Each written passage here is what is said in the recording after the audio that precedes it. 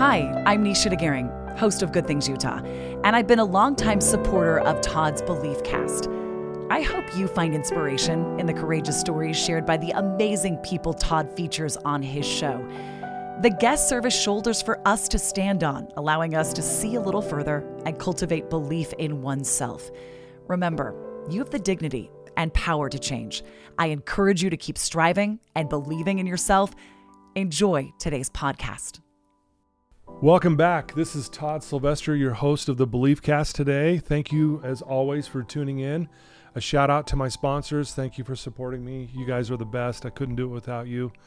Today on my show, we are joined by a young woman whose courage, honesty, and heart represent the very essence of what this show is all about.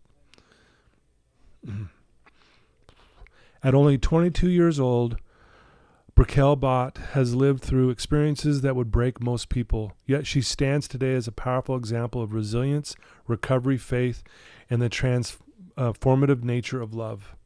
At 18, she faced a devastating loss of her father, an event that shattered her world and sent her searching for ways to numb the pain. But at 20, she made the brave decision to enter treatment, where her healing began. Today, she boldly identifies as recovered, not defined by her past, but strengthened by it. Most recently, she made one of the most profound and selfless decisions of a human being could ever make. She placed her baby up for adoption. Through her open adoption journey, she discovered a deeper, expansive love that connects families and hearts in ways she never imagined possible. I've known Brekelle, guys, for a long time now. She's one of the most powerful women I've ever met. And I am truly blessed to be a part of her journey, and we're truly blessed to have you on the show today, Brekelle. You really are an amazing person, and I'm so grateful for the world to hear your story. Thank you so much for having me here. I'm so grateful, and I've been waiting for this day for a long time.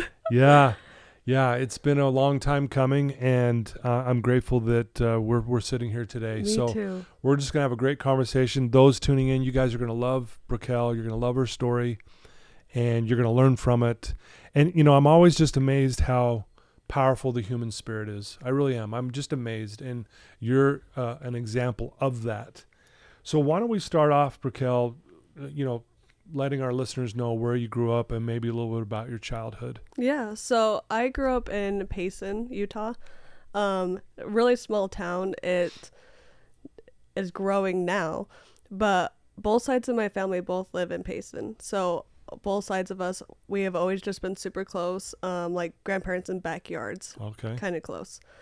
My parents divorced when I was pretty young. I was 6 years old when they got divorced, but I kind of used sports as a way to connect with my family. I played softball a lot growing up, and that was everything to me for a long time. Yeah, and you also have a very competitive part of you. Oh, yes. Right? You're very competitive. Oh, yeah. I noticed that when we first met. I was like, man, this girl's competitive. Yes, right? I want to be the best. And the thing that I've always loved about me competitive-wise is that I want to lose somebody else's best, but I also want to win at their best too. Sure. And that always pushed me to want to be better. Yeah. Like in sports initially, but now that's applied to every aspect of my life. Right. I love that. Thinking back at your childhood, I know there's a lot of lessons that you could point out and pick that are good for you. Is there a lesson, as you think back in your childhood, like even before some of these things that we just mentioned, that you could point out as, man, that was a great learning experience for me? I would say I was in the hospital a lot growing up too, and that taught me a lot of resilience. It just kind of taught me that from a young age, like the dark days are gonna end, like it's gonna get better. Right. And even though like it was really hard in the moment, it taught me that in the few days it's gonna be okay.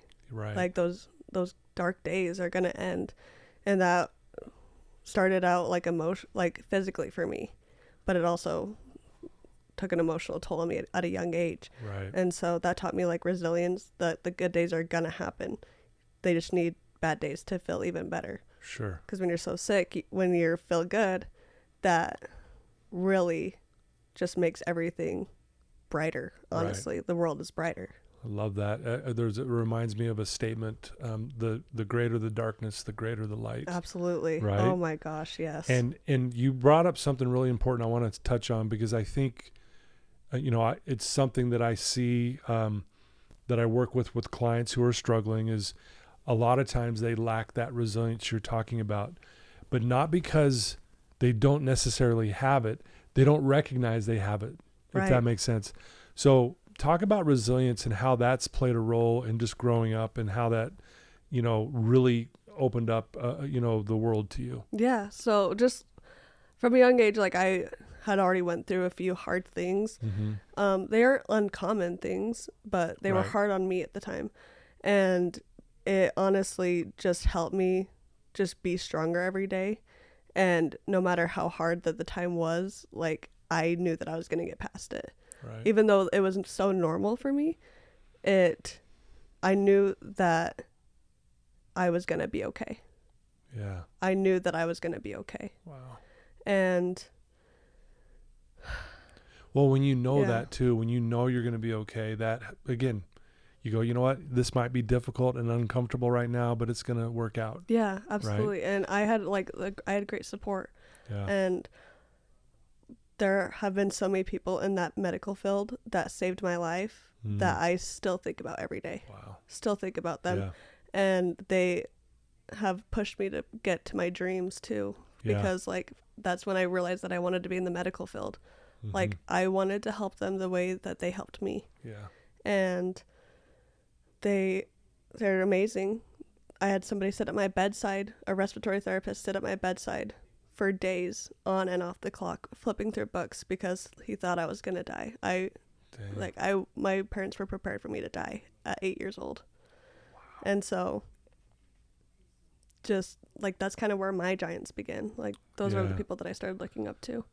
I love what you just said there, because I think, we talk about, people who are great and what greatness is.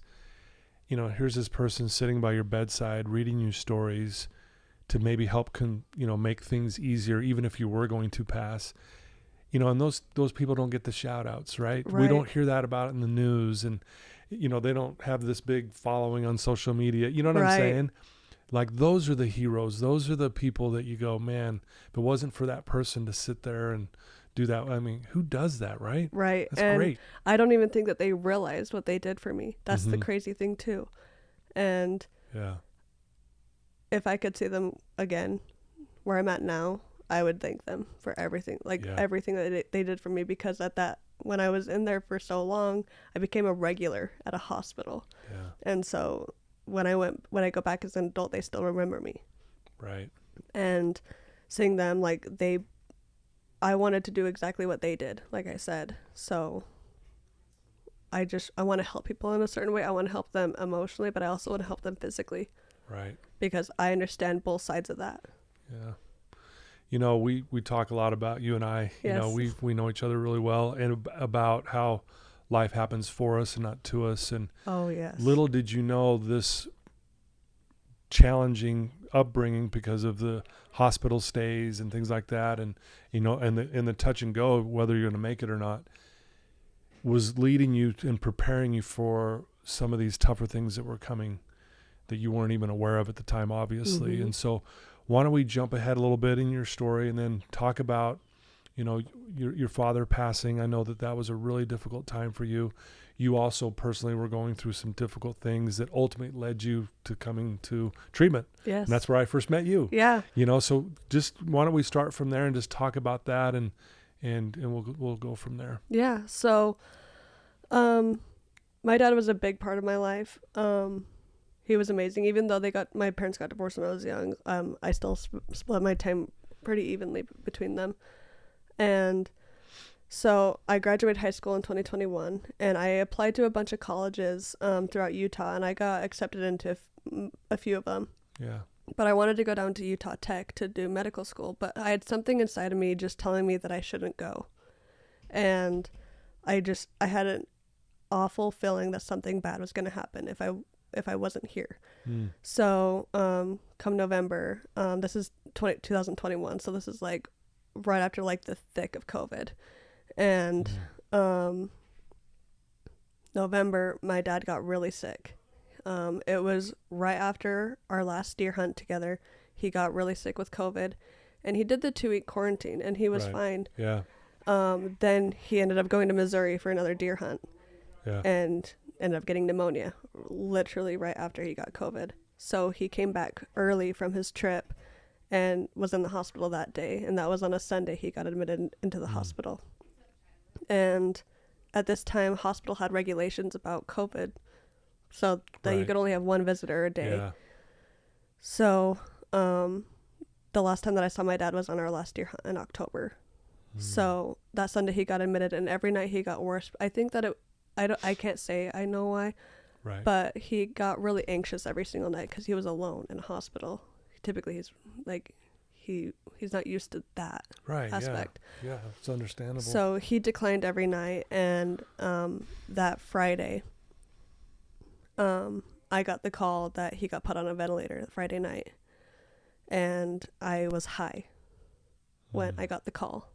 Wow. And that was the last time that I got high. I just smoked, but I remember that so vividly. So the next morning I get another call that I needed to go to the hospital immediately. So I got in my car and drove to the hospital, and I didn't know what was happening. I didn't know what was wrong. I just knew it wasn't good. And I get to the hospital, and they said that my dad's in critical condition, and that now family can come see him because they don't think he's going to make it. And so I spent Saturday to Tuesday with him and talked to him. And that Monday night, Tuesday morning, they did an EEG on him, and he was brain dead. So after they put him on a ventilator, he had a heart attack and had a stroke because they took him about 20 minutes to get him back. And so we had to pull the plug on him. And we had so many people there. Yeah. Overfilling the room into the hallway. But I was on my dad's right side, and my brother was on his left side. And when I don't know if this happens for everybody, but this is just what they did for my dad. They stopped all medication. They took the tube out, and that's what's keeping him alive at the point. So they turned the monitor off. And so I had one arm wrapped around him and one hand on his pulse, on his neck. And the nurse walked out. So when she came in, I told her what time my dad had passed away. And I remember right after that, just like people started leaving, and I couldn't let go of him. Right. It didn't feel real. It still doesn't feel real. Yeah. For a long time, like, it made me a ghost almost. And so my uncle had to physically take me off of my dad. Jeez. Out of the hospital. Right. And I just sat in the hallway, and by the time that I got out, the parking lot was empty, completely empty. And I called somebody, and they came to the hospital and sat with me for 30 minutes. And that was the day that my addiction started, that night. And I think that it was just all I knew, you know? So you went right back to getting high and... No. Is that what you mean? I was just smoking weed, like, occasionally. Yeah. But that was the night, or the next day, I guess, was the day that I started drinking heavily. Okay. Just because I didn't want to feel it. You didn't want to feel how horrible this was feeling, obviously. Because it was so, like, I still remember the day so vividly. I didn't want to remember any of it. I didn't want to remember how I saw him turning a different color, or the fact that if I went down the street, he wasn't going to be home. Right. Dang. Wow, that's heavy stuff, Brekelle, and thank you for sharing that part of your story. We've talked a lot about that together, but I know that this means a lot to you, Yes. and honoring your dad means a lot to you. Mm-hmm. And we talked about that a little bit as well. So obviously, I mean, people listening to your story right now would be like, yeah, I can understand why she didn't want to feel these things. Mm-hmm. And unfortunately you went down the path of drinking, and that led to just, again, blowing up your life, really. Yes. So talk about that. Yeah. So, I actually went to my dad's funeral drunk, and I talked at his funeral and talked like drunk. Oh, man. And just because like drinking was kind of all that I knew. Mm-hmm. Like both sides of my family, like when we celebrate, we drink. When we are sad, we drink. When you come home from work, you drink. So it was kind of just what I knew to cope with things. It's almost like a normal thing. Right. And so November 17th, 21 is kind of when I started getting deep into drinking. And then in May of 22, I moved to St. George. And that's really, really when I started drinking heavily, because I was isolated. Like we always say, like the opposite of addiction is connection. And I was isolated. I was away from my family. I was drinking about a bottle of liquor a day, like a fifth a day. And I just got a job in St. George, but I was going hungover every day. I never actively drank at work, but I never knew that when I was going to work, I still had I still had alcohol in my system. I had no idea until I came here and I actually learned about that. Yeah. So, by the end of my drinking days, like I could barely get out of bed. I couldn't walk. Like it physically hurt to walk and to move my legs and to move my body. And it almost killed me. Like I remember walking outside in January of 24 and the sun like hurt my skin. And I knew that something had to change. I wasn't actually the one who wanted to stop drinking initially, but I had somebody that was able to get me into Hope Rising detox in St. George, and I detoxed for 7 days. And then I got out and I went to a treatment center. I went to an outpatient program, and they discharged me after a few days because I had a depressive episode with alcohol is what I was told. Okay. And so, as you know, a few weeks later, Super Bowl happens. And that's where I started to really that's when I started drinking again. Yeah. And that lasted about 3 weeks. And then within days, I was back to a bottle a day, from like a couple drinks to a bottle. Wow. And that's a lot of alcohol. I mean, you're teeny. Yeah. And that is a lot of alcohol. Yes. And I mean, for anyone, but especially for someone so small. Yeah. And, it was so bad. I was so inflamed from all the alcohol. And it was like, by the time that I got into treatment, I was like 170 pounds, that's not me. For sure. And like even if we had like for people to see the picture of when I first saw you to now, you wouldn't believe it. You'd be like, I know. That's the same girl? You're like, yes. Yeah, it is. But so I started drinking again around the Super Bowl. Mm-hmm. But soon after that, my brother had a baby. My brother had my niece. Yeah.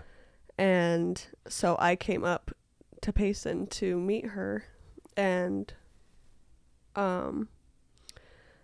I met her, and I just, like, my whole world changed. Like, it wasn't my baby, but this was a baby that I knew I needed to love and protect. And so the next night, that's when I came to my mom. I actually went to my cousin at first, and because she's a therapist, and I told her, I just said, I'm in a bad spot. I need help. And we went to my mom, and my mom drove me to Spanish Fork Hospital and dropped me off in the ER and had to go home to my sister. Yeah. And they ended up sending me an ambulance up to LDS to detox before I came to Wasatch. And that's when Decker and Christian and Corey came and met me. Yeah. And March 6th, 2024 is when I came to Wasatch Recovery. Yeah. Thankfully. Yeah. Thankfully.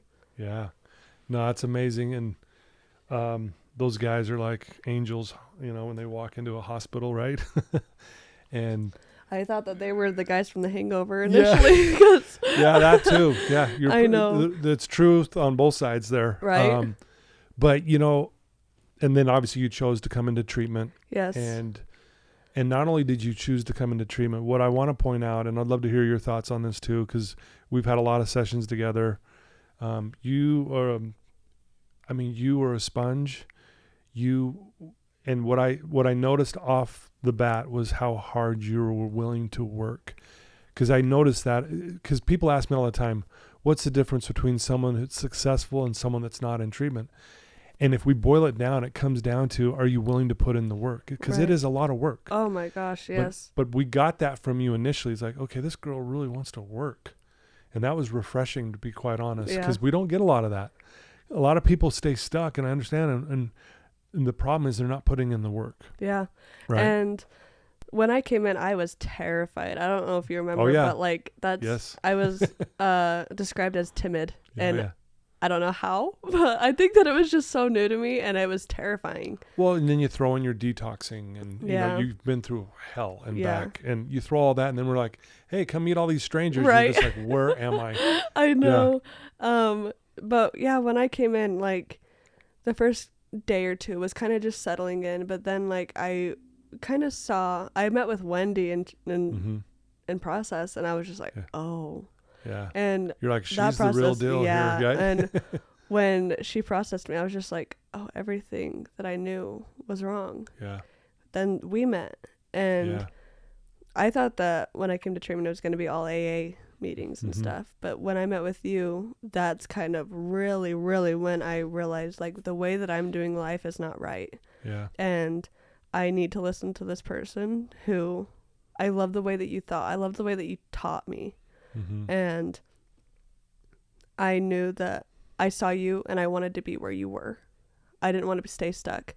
Yeah. I had to surrender and give everything, or else I knew that I was going to be right back to where I was, and I couldn't go back. I couldn't go back, because what got me in here was my niece, but what kept me sober was me. Yeah. I love that. Yeah. Yeah. Yeah, like... Say that louder so the people in the back can hear what you just right. said. I mean, it's true, though. Yeah. Comes down to you. Right. And nobody will ever stay sober unless they have to do it for themselves. Like, I don't care what gets you into treatment, but what keeps you sober is going to be you at the end of the day, every day. I promise. Beautifully said. Yeah. Couldn't agree more. Yeah. And so when I came in, like, I had really good days. I loved it here. I loved it. Like, I learned so much. I gained 10 years of knowledge. Yeah. In 60 days. Yeah. I often will say you'll gain more mental, emotional, and spiritual intelligence on a level that you couldn't get anywhere else. Oh, no. You can't. Like, everyone needs this, actually. I think so, too. Right? And I tell everyone, I'm like, listen, even if you don't have a drug problem, if you have a Diet Coke problem, just give them a call. It's amazing there. But, yeah, right. Like, I remember going back to the everything happens for you, not to you. I remember the exact day that you told me about that. I was so angry about my dad. I was so angry. And I came in here and I was just like, I am so mad at him, which is so unfair towards him. But I was in such a negative mindset and such a bad, deep, dark place that's just truly what my thoughts were. And you were just like, so how has his death happened for you? And I was so mad at you. Yeah, I remember. I was so mad at you. It's another thing. You wore your emotions on your sleeve, and you would let me know. Yeah. I don't like what you just said. I'm like, I get it. And that night, I went out to the pickleball courts, and I was throwing a softball. I was throwing the softball at the fence. And it was the very first time that I cried about my dad sober since the day that he passed away. Wow. And and it was almost as if I could feel him by me too. Yeah. And that it took me a few days to realize it, because I was just like sitting down. I was outside. I was trying to take in any self-time to figure out how this could happen for me. And it took me a few days, but then I think that I came back to you the next week, and I'm just like, I'm still stuck. Yeah. Like, I'm understanding more of what you're saying, but I'm still trying to figure out why. Yeah. And then the next week, that's when I came. And I said, I know that I'm supposed to help somebody that's in my same situation. Yeah. And I want to. I need to. Because if I can help somebody that went through a similar situation so that they don't have to go through what I did, that's the goal. Yeah. That's the goal. And that is just life-changing. Because I had so many people come and help me that I would do anything to help somebody the same way that I was helped. Because I had to borrow so much love until I found it for myself. Yeah. And it started in this room. Yeah.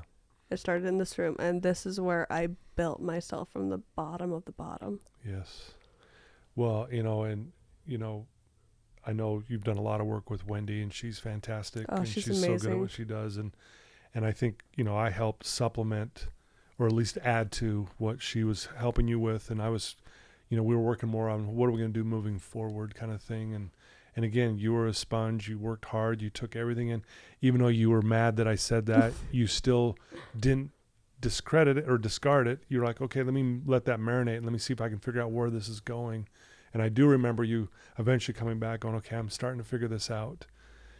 Because I if you remember, I asked, what would your dad want of you? Mm-hmm. And you're like, he'd want me to be happy. He'd want me to be thriving. Yes. He'd want me to not put poison in my body. Right. All these things. And then and I remember telling you, well, then give him what he wants. Right. And you're like, oh, okay. Oh, okay. Yeah. It's not simple, and again, though. And for those listening, guys, it's not to minimize your pain in losing your No. father. That's not what we were doing here. That's to be expected, and we understand that. The problem is if we stay stuck in that mindset, especially with where you were at, you'll drink yourself to death. Oh, you'll was die. Close to it. And you almost did. Yeah. So I was grateful for that interchange that we had because I just felt this connection with you from that day forward. Yeah. It was just like, okay, she's getting it. Yeah. Like, and it was so cool to watch you kind of like go, okay, I'm going to use this and as fuel to continue to heal and work on the things that I need to. Yeah. And I'm so thankful for the hard times that I had in here because it made me stronger the next day. Yeah. It was so emotionally draining, but it was exactly what I needed. Yeah. It was almost like I like my sponge needed to be wrung out so that I could soak everything back up, if that makes sense. Yeah. And because I had to unlearn everything that I knew. Yeah. And another thing that you said about my dad that really stuck with me. You told me, you said, what if he was sitting right in front of you and you told him that you were using him as an excuse to get drunk? What would he say to that? And I was just like, he would kill me. Yeah. He would kill me. Yeah. And I was just like, I was using him as an excuse to drink because I was just like, he left me. That was the mindset that I had after his death. I thought that he left me. Yeah. So it was like abandonment, but I didn't. Yeah. Because I just never expected him to pass away, and that soon anyway. And, so just feeling like the abandonment, I was so. Yeah. I regret how I felt about it at the time, but it was, like I said, it was all I knew at the time. Well, yeah, you didn't know any different, and anyone listening to this would go, yeah, I understand why she felt that way. Who wouldn't? Right? But that's when I really knew I was never going to go back out because, and that's why this room means so much to me is because it's the room that I realize that I'm recovered and that there's nothing wrong with me. Yeah. There's nothing wrong with me. And I'm not just sober. I'm not going to hold this above my head forever. Right. It's just, I just don't drink anymore. Yeah. I don't smoke weed anymore. Yeah. And that is the best thing ever because like my past doesn't define me, but it strengthens me. Dang. Say that again. My past doesn't define me, but it strengthens me. A truth bomb right there. I love that. Yeah, I love it. Yeah, you're incredible, honestly. Thank you. Because again, just man, I love how hard you work and you just did it. And anyone listening to this, and I would, I know you come and share your story here at Wasatch, and I just hope that people walk out of your story going, I need to work harder because man, look what she did. As hard as I want to take a moment to express my heartfelt gratitude to the incredible sponsors of the Beliefcast podcast. First, Craig from Craig Swap and Associates. If you need an attorney, he's your guy. Trustworthy, compassionate, always there when you need him most. Next, Wasatch Recovery, the greatest university on the planet, transforming lives one day at a time. Sandy from Minky Couture, the creative genius behind the most comfortable blanket you'll ever wrap yourself in. Comfort like no other. Special thanks to the award-winning pianist Paul Cardall for his beautiful music that brings inspiration to every episode. That, you know, you had every excuse to, I guess, in the eyes of people to continue drinking and blowing up your life because, you know, those things are hard, but man, you really took to it. And, you know, it reminds me of a quote, and I've shared this a lot on the podcast. So those listening will be like, yeah, he shares this a lot, but it's so true. And it goes like this.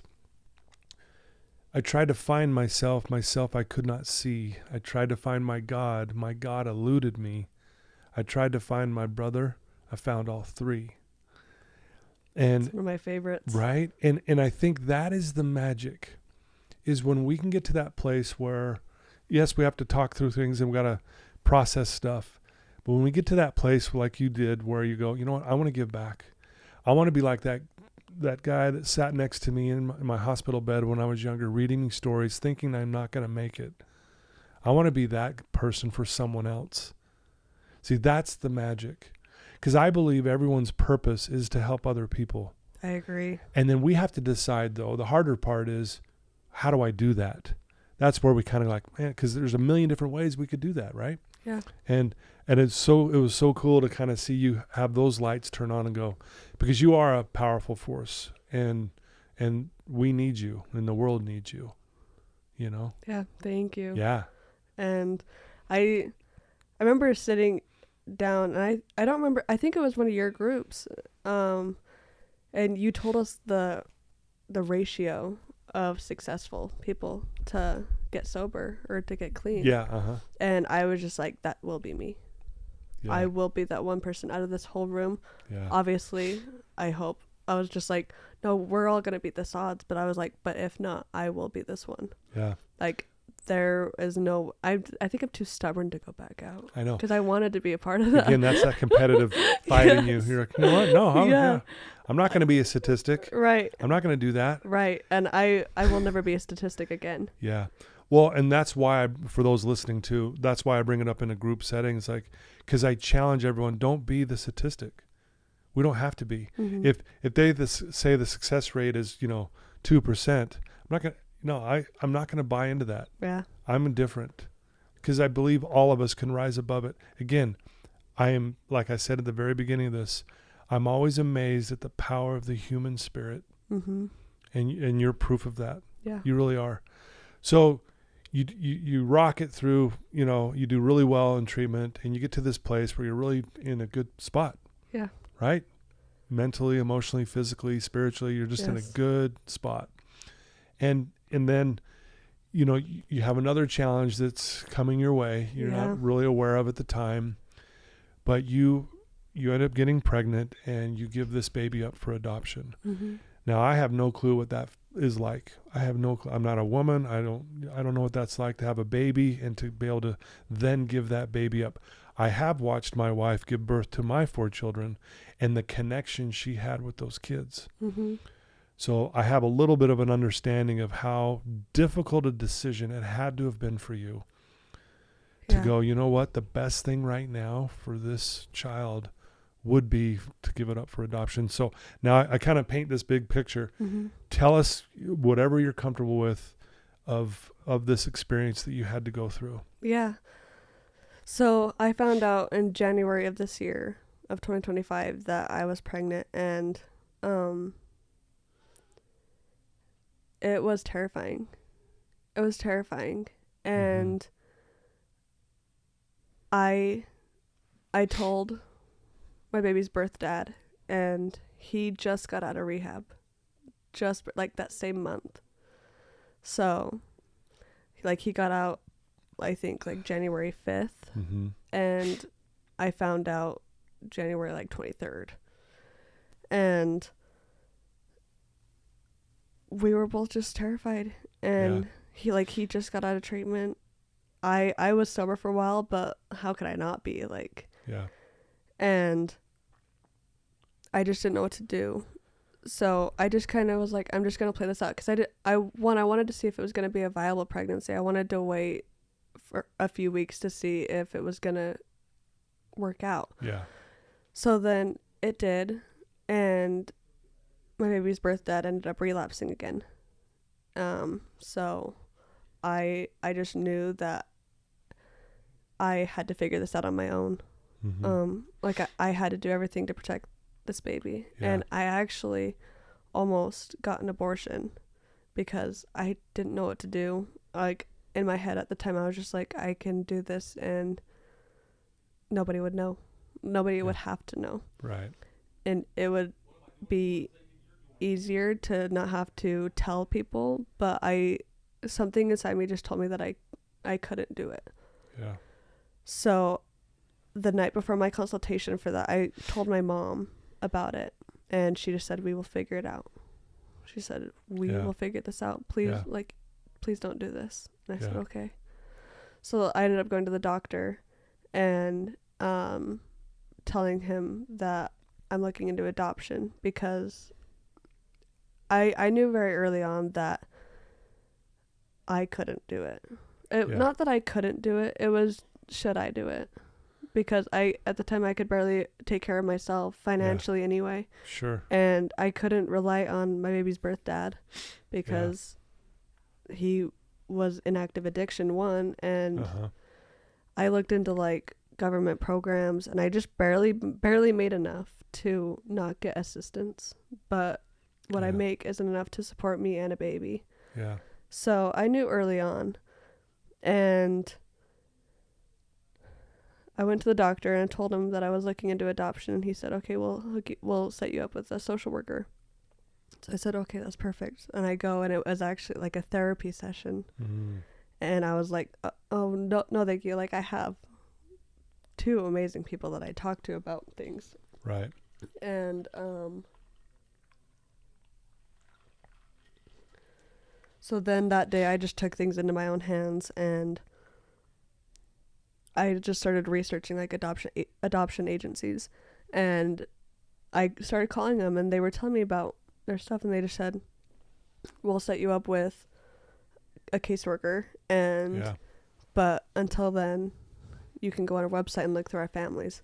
And I had a friend who had given a baby up for adoption, 2 babies up for adoption. And she said, when you find your family, you will know. Mm. And I said, that's ridiculous. Like, how can you find... how could you even know that from a phone?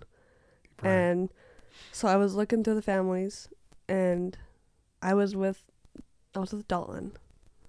And I was just like... Dalton. And by the way, Dalton is a person we work with here at Wasatch. Yes. He's been through Wasatch. He's been on my podcast. He has. He's an amazing man. He is amazing. We love you, Dalton. Yes. We'll give you a little shout out. Yes, my best friend. Yeah, he's amazing. He has saved me. He's one of my giants. Yeah, he's a giant. And I was with him, and we were working up here.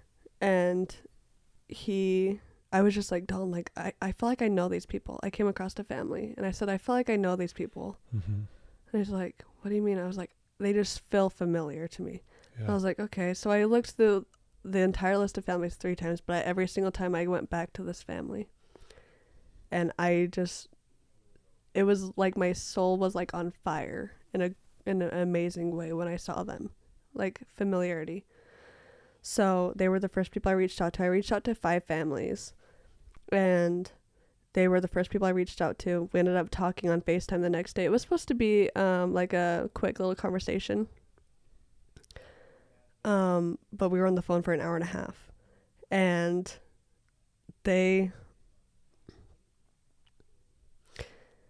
talking to them was just like this. Yeah. It was as if I knew them forever. Yeah.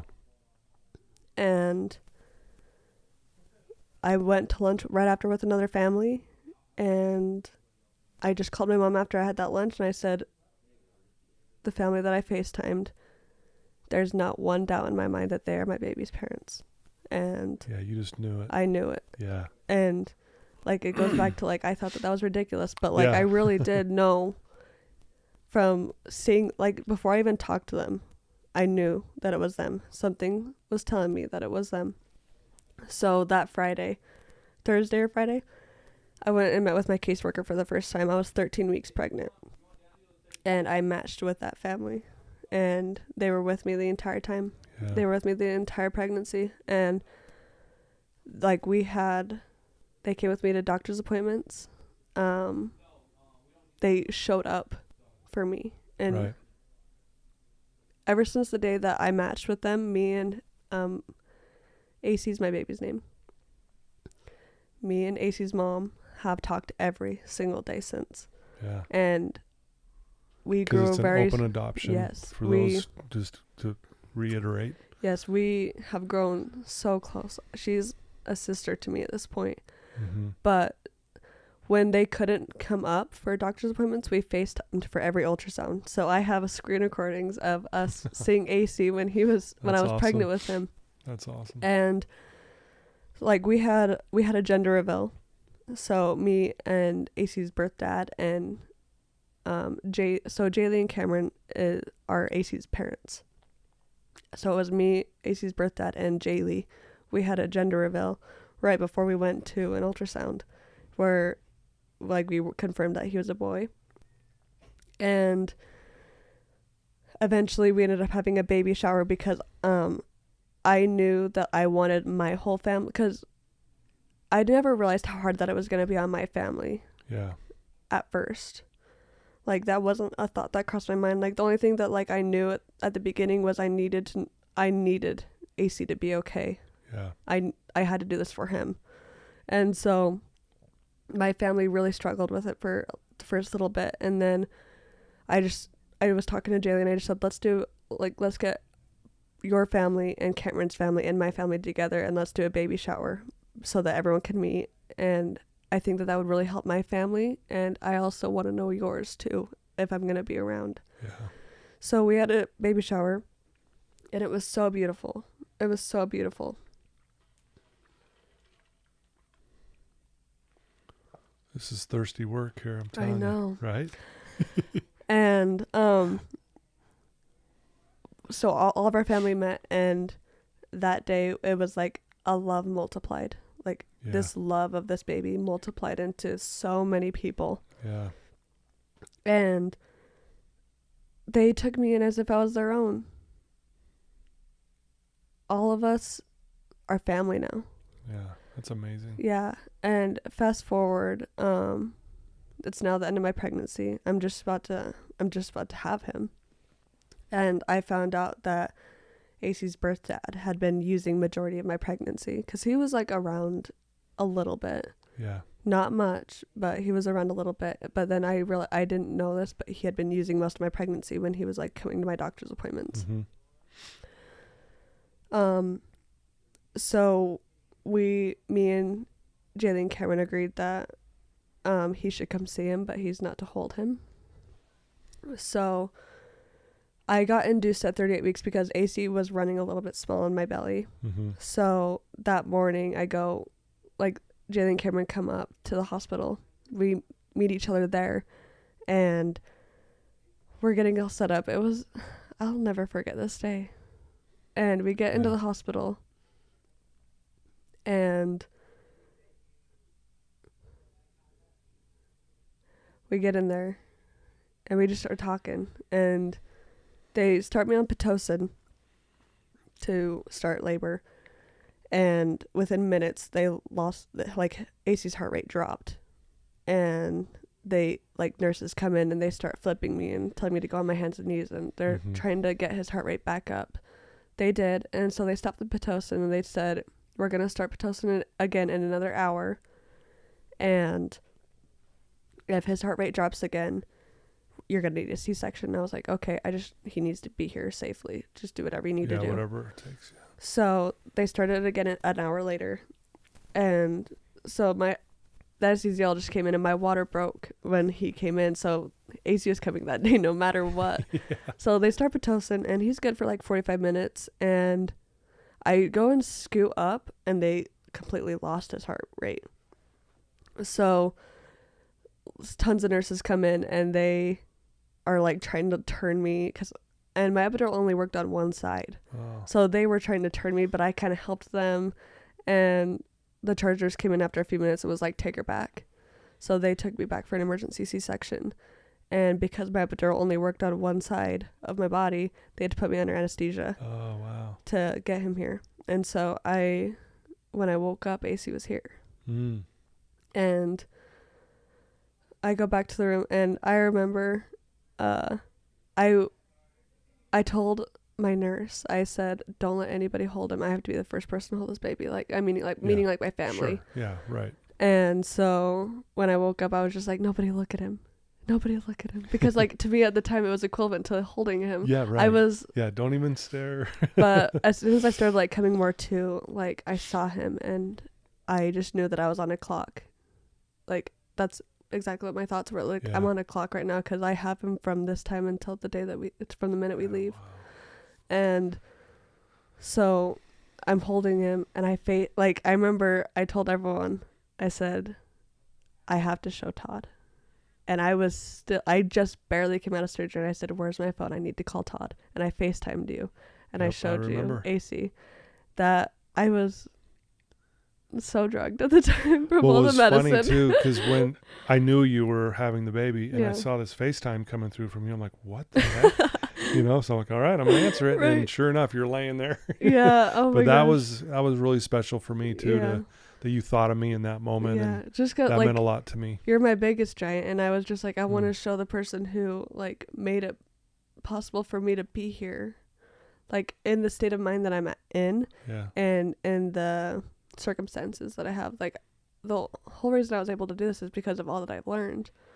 And I wanted to show the person who helped me in so many ways. It's look at what I made, look at what I created. Yeah, right. And so AC's birth dad came in to meet him and we had a minute and then Jaylee and Cameron came in. And I just started sobbing. We all I can imagine. If you were in that room, it was incredible. Yeah. A love multiplied for one human. AC came into this world. So the tears were loving tears. They weren't sad oh my gosh, I have to hand it over or both. Hand the baby a little both. Okay. Both. Yeah. And it was amazing because Jaylee and Cameron came into the room and it was that was their baby, but they saw him, but they checked on me first. Yeah. And that's the kind of people that I want to raise my baby. Yeah.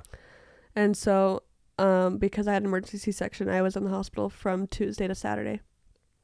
And Saturday comes and I begged them to keep me another day because I wasn't ready.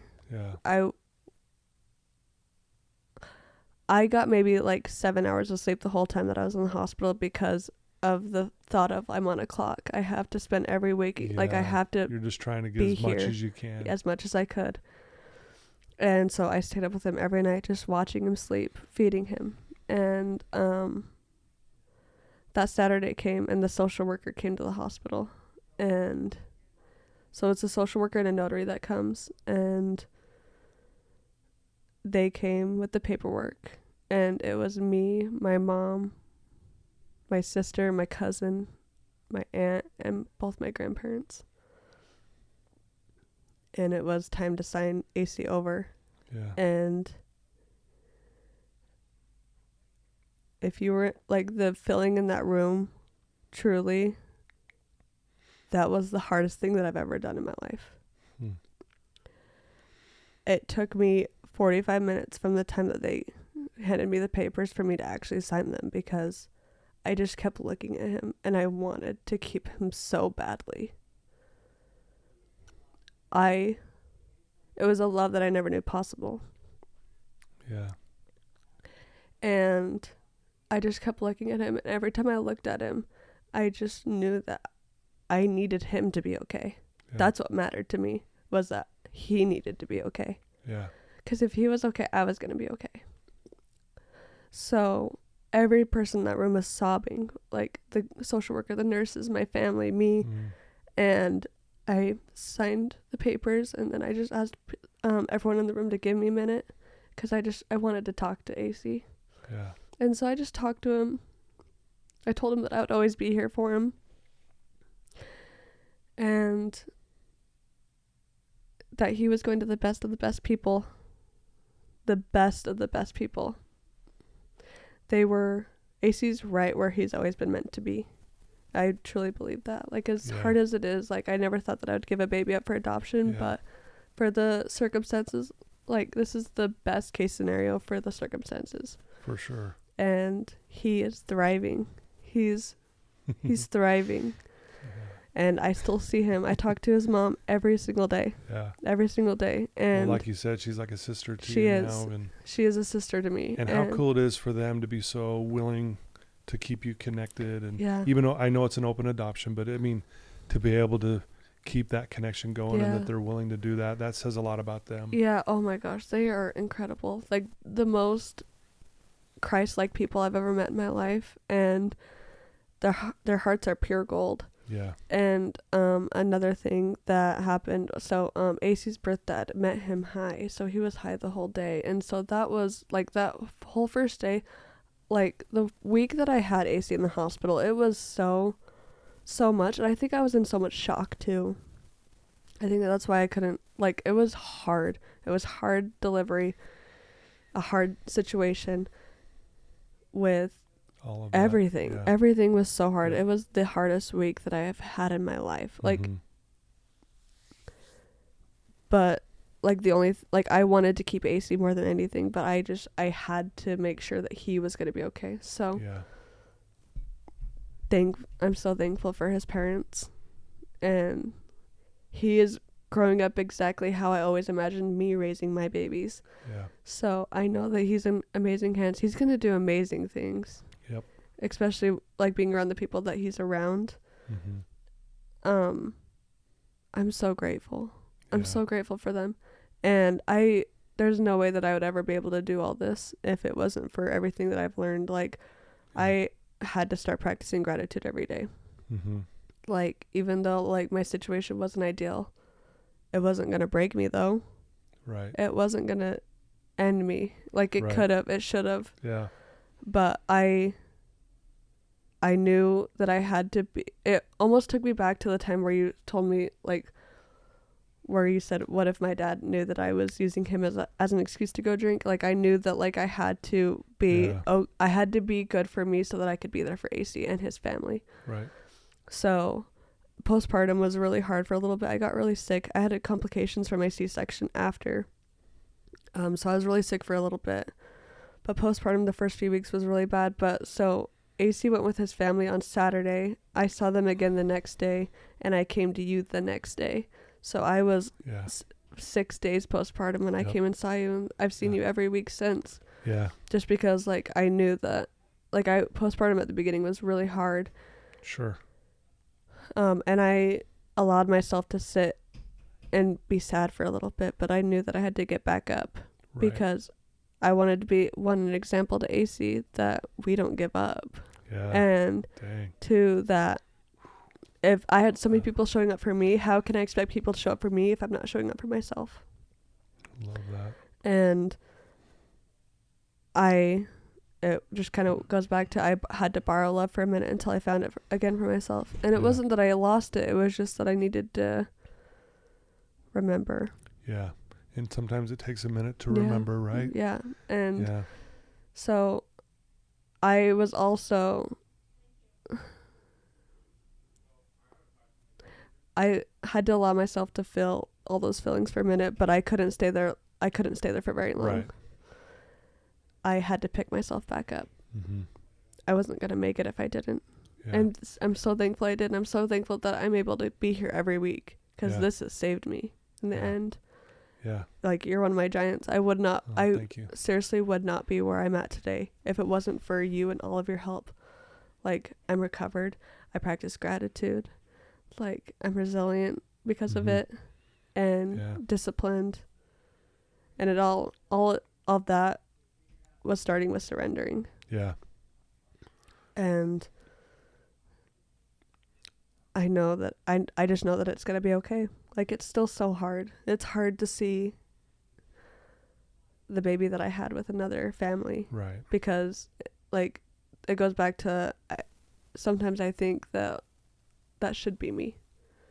Why isn't that me? But I know that that's not rational thinking. I know that's not realistic thinking. Yep. I think that everything happens for a reason. Like, God has been so good to me. Mm-hmm. And I've found my spirituality again this year. Like, I guess the last couple of years since being sober, but like I've like really, really connected with it this last year. Yeah, that's awesome. Yeah.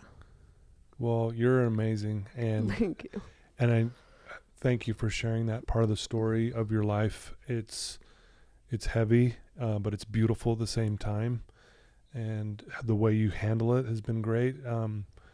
I love that you reach out for help, because again, you're not afraid to say, hey, this is hard, I need to talk to someone. And so I'm grateful that I've been able to help in that aspect.